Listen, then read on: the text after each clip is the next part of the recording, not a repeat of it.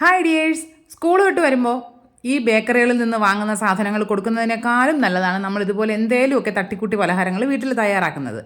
Protein rich ആയിട്ടുള്ള ഒരു snack തയ്യാറാക്കിയെടുക്കാം. എളുപ്പത്തിൽ തയ്യാറാക്കിയെടുക്കാനും പറ്റും കേട്ടോ. അതിനായിട്ട് നമുക്ക് ആദ്യം ഒരു ബൗളിലേക്ക് 1/2 കപ്പ് കടലപ്പരിപ്പ് എടുക്കാം. ഇനി നമുക്ക് വേണ്ടത് തുവരപ്പരിപ്പാണ്.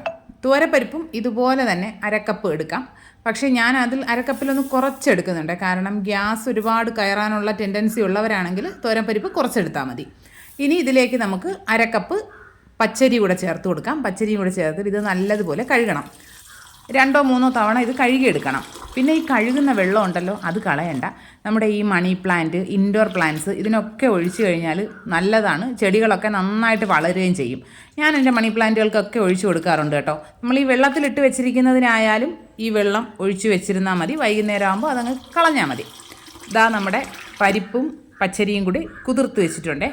ഇനി ഇതിലേക്ക് നമുക്ക് 2 വറ്റൽമുളക് കൂടെ ചേർത്ത് കൊടുക്കാം. ഞാനിപ്പോൾ കഴുകി ഉണക്കിയെടുത്ത വറ്റൽമുളക് ആയതുകൊണ്ട് 2 ഇതിലേക്ക് ഡയറക്റ്റ് ചേർത്ത് കൊടുക്കുകയാണ്. ഇല്ല എങ്കിൽ മുളകൊന്ന് കഴുകിയിട്ട് വേണം ഇതിലേക്ക് ഇട്ട് കുതിർത്തിയെടുക്കാനായിട്ട്.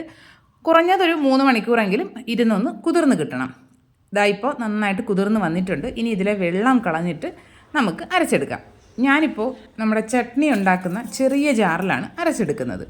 സുജാത ചേച്ചിയിലൊക്കെ ആണെങ്കിൽ വലിയ ജാറിൽ തന്നെ അരഞ്ഞ് കിട്ടും. പിന്നെ നമ്മൾ ശ്രദ്ധിക്കേണ്ട കാര്യം, വെള്ളം ചേർത്ത് പേസ്റ്റ് പോലെ അരച്ചെടുക്കുകയും ചെയ്യരുത്. വെള്ളം ചേർക്കാതെ നല്ല തരിയായിട്ട് വേണം അരച്ചെടുക്കാനായിട്ട്. നമ്മൾ കയ്യിലെടുത്ത് വെച്ചിട്ട് ഇങ്ങനെ ഒന്ന് നോക്കുമ്പോൾ അതിൽ ചെറിയ തരികൾ നമ്മുടെ കയ്യിൽ കിട്ടണം. അതായിരിക്കണം പരുവം വേണ്ടത്. ഈ പരിപ്പ് മുഴുവനായിട്ട് നമുക്ക് അതുപോലെ അരച്ചെടുക്കാം. ഒരുപാട് അങ്ങ് അരഞ്ഞു പോകാതിരിക്കാൻ പ്രത്യേകം ശ്രദ്ധിക്കേണ്ടതാണ്. ഞാനിപ്പോൾ മുഴുവനായിട്ടും അരച്ചെടുത്ത് കൊണ്ടുവന്നിട്ടുണ്ട്. ഇതിപ്പോൾ 3 സെറ്റായിട്ടാണ് അരച്ചെടുത്തത്. അതുകൊണ്ട് എല്ലാം കൂടി നമുക്കൊന്ന് കൈ വെച്ച് മിക്സ് ചെയ്ത് കൊടുക്കാം. ഞാനിപ്പോൾ ആ വറ്റൽമുളകിൽ 1 എണ്ണമേ ചേർത്തിട്ടുള്ളേ. കാരണം അത്യാവശ്യം നല്ല എരിവുള്ള മുളകാണ്. നിങ്ങൾക്ക് 2 എണ്ണവും അരച്ച് ചേർക്കാം. പിന്നെ കുഞ്ഞുങ്ങൾക്ക് കൊടുക്കാനുണ്ടെങ്കിൽ നമ്മൾ ആ എരിയുടെ കാര്യം ഒന്ന് ശ്രദ്ധിച്ചോളൂ കേട്ടോ. ഇനി നമുക്ക് വേണ്ടത് 1 ഇഞ്ചി കഷ്ണം എടുത്തിട്ടുണ്ട്. അതിനെ നമുക്ക് ചെറുതായിട്ട് അരിഞ്ഞെടുക്കാം. എത്രത്തോളം പൊടിയായിട്ട് അരിഞ്ഞെടുക്കാൻ പറ്റുമോ അത്രത്തോളം പൊടിയായിട്ട് അരിഞ്ഞെടുക്കണം. ഇല്ലെങ്കിൽ സ്നാക്ക് കഴിക്കുമ്പോൾ കടിക്കാൻ കിട്ടും. അത് കുഞ്ഞുങ്ങൾക്ക് അത്രയ്ക്ക് അങ്ങോട്ട് ഇഷ്ടം ഉണ്ടാവില്ല. ഇനി ഒരു ചെറിയ സവോള, ഒരു കുഞ്ഞ് സവോള ഇതുപോലെ പൊടിയായിട്ട്, വളരെ പൊടിയായിട്ട് അരിഞ്ഞെടുക്കുന്നുണ്ട്. ഇനി നമ്മുടെ വീട്ടിൽ തന്നെ കൃഷി ചെയ്തുണ്ടാക്കിയ തൊണ്ടൻ മുളക്, നമ്മുടെ തിരുവനന്തപുരംകാരുടെ സാമ്പാർ മുളക്, തൊണ്ടൻ മുളക് എന്നൊക്കെ പറയാറുണ്ട് കേട്ടോ. പക്ഷേ ഇതിന് അത്യാവശ്യം എരിവുണ്ട്. അതുകൊണ്ട് അതിൻ്റെ കുരു മാറ്റിയിട്ട് ആ തോട് മാത്രമാണ് ഞാൻ അരിഞ്ഞെടുത്തത്. ഇനി 1 തണ്ട് കറിവേപ്പില, മല്ലിയില ഉണ്ടെങ്കിൽ 1 പിടി മല്ലിയില കൂടെ എടുക്കാം കേട്ടോ. ഇനി കുറച്ച് തേങ്ങ ഒന്ന് ഇതുപോലെ നമ്മൾ ഉണ്ണിയപ്പത്തിനൊക്കെ ചേർക്കില്ലേ, അതുപോലെ ഒന്ന് അരിഞ്ഞെടുക്കാം. കുറച്ച് തേങ്ങ എത്രത്തോളം ചേർക്കുന്നോ അത്രത്തോളം ടേസ്റ്റ് ഉണ്ട് കേട്ടോ. നിങ്ങളുടെ ഇഷ്ടത്തിനനുസരിച്ച് ചേർക്കാം. പിന്നെ ഇതെല്ലാം കൂടി ഒരു ബൗളിൽ ഇട്ട് കൊടുക്കാം. ഇനി അതിലേക്ക് 1/2 ടീസ്പൂൺ ഉപ്പ് ചേർത്ത് കൊടുക്കുക. നമ്മൾ നേരത്തെ പരിപ്പരച്ചതിൽ ഉപ്പ് ചേർത്തിട്ടില്ല. അതുകൊണ്ട് അതിനും കൂടിയുള്ള ഉപ്പ് ഇതിലേക്ക് ചേർക്കാം. 1/2 ടീസ്പൂൺ ഉപ്പ് ചേർക്കുക. 1/2 ടീസ്പൂൺ കായപ്പൊടി ചേർക്കുക. ഗ്യാസിൻ്റെ വിഷയങ്ങളൊക്കെ ഉള്ളവരാണെങ്കിൽ കായപ്പൊടി കുറച്ച് കൂടുതൽ ചേർക്കാവുന്നതാണ്. ഇതെല്ലാം കൂടി ചേർത്തിട്ട് നല്ലതുപോലെ കൈ വെച്ച് മിക്സ് ചെയ്തെടുക്കുക. ഡയറക്റ്റ് നമ്മൾ ഈ ബാറ്ററിലേക്ക് ഇടുകയാണെങ്കിൽ ഇത്രയും മിക്സ് ചെയ്യാൻ പറ്റില്ല. അതുകൊണ്ടാണ് നമ്മൾ സെപ്പറേറ്റ് മിക്സ് ചെയ്തിട്ട് ഇതിലേക്ക് ചേർത്ത് കൊടുക്കുന്നത്. ഇനി ഇതെല്ലാം കൂടി നല്ലതുപോലെ കുഴച്ചെടുക്കണം. ഈ പരിപ്പിലേക്ക് ആ ഉപ്പും കായപ്പൊടിയും എല്ലാം നല്ലതുപോലെ പിടിക്കണം. അതുകൊണ്ട് നല്ലതുപോലെ കുഴച്ചെടുക്കുക. കൈവച്ച് തന്നെ കുഴച്ചെടുക്കാനായിട്ട് പ്രത്യേകം ശ്രദ്ധിക്കുക. ഇതാ ഇപ്പോൾ നമ്മുടെ മാവ് റെഡി ആയിട്ടുണ്ട്. ഈ സമയത്ത് ഉപ്പ് നോക്കണം. ഉപ്പ് പോരാ എന്ന് തോന്നുകയാണെങ്കിൽ കുറച്ചുകൂടി ചേർത്ത് കൊടുക്കാവുന്നതാണ്. ഇനി ഇതാ ഒരു ഇരുമ്പ് ചട്ടി അടുപ്പിലേക്ക് വെച്ചിട്ടുണ്ട്. അതിലേക്ക് നല്ല വെളിച്ചെണ്ണ ഞാൻ ഒഴിച്ചു കൊടുക്കുന്നുണ്ട്. പുതിയ ബോട്ടിൽ വാങ്ങി വെളിച്ചെണ്ണ അങ്ങോട്ട് ഒഴിച്ചു. ഇങ്ങനെയൊക്കെയുള്ള നാടൻ പലഹാരങ്ങളെല്ലാം വെളിച്ചെണ്ണയിൽ തയ്യാറാക്കി എടുക്കുന്നതിന് പ്രത്യേക ടേസ്റ്റും ഒരു മണവും ഒക്കെയാണ്. നിങ്ങൾക്ക് സൺഫ്ലവർ ഓയിലാണ് വേണ്ടെങ്കിൽ അതിലും ചെയ്യാവുന്നതാണ്.